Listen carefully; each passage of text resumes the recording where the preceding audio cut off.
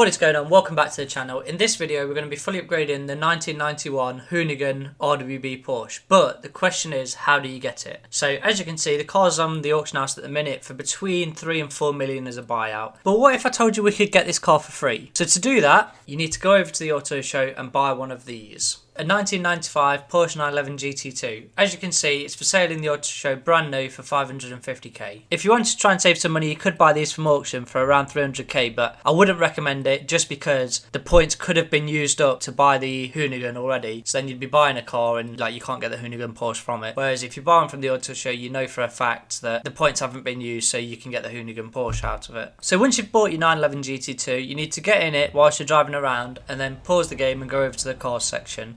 Once you're over at the cars section, you click on the car mastery. Once you're in the car mastery box, you'll see that in the top right hand corner there's a picture of a car with a gift box behind it. So to start unlocking it, the first one's 1 point, the second one's 1 point, the third one's 1 point. Then we go up one that's 3 points, then 5 points. I was going to buy a wheel spin, but I didn't have enough, but that's an extra 3 if you wanted it. The racing track one is 10 points, and then the car finally is 50 points. So just to skip to the car is 71 points. But now that we have that, we've unlocked the Porsche. So getting into upgrading the Porsche, we'll just look around it first. I'm a massive fan of the RWB stuff, to be fair. I don't know why, but I just think they look wicked. I know that some people aren't a massive fan of them because you're just chopping metal away to just put fiberglass on it, but I know a lot of the purists especially are against it. But yeah, I'm a fan, I do like them.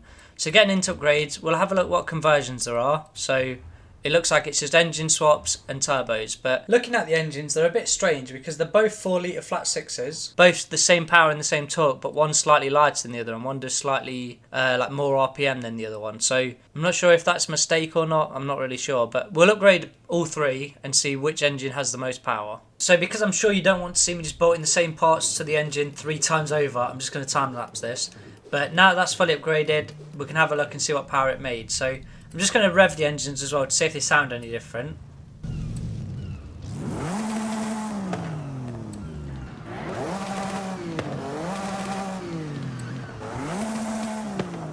Okay, so this engine fully upgraded made 728 horsepower, but yeah, going off revving them other 2 engines, they are different, they do have different tones. So we'll start upgrading the first one and see what power this one has once it's fully upgraded.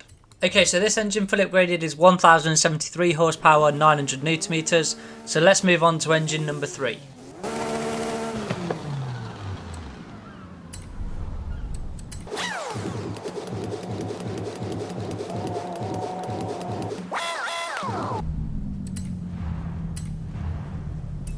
So this engine fully upgraded made 957, which means that the second engine in is the one that makes the most power. So now we're going to upgrade this one properly. I'll do it like normal speed because this is the engine that we're going to keep in the car.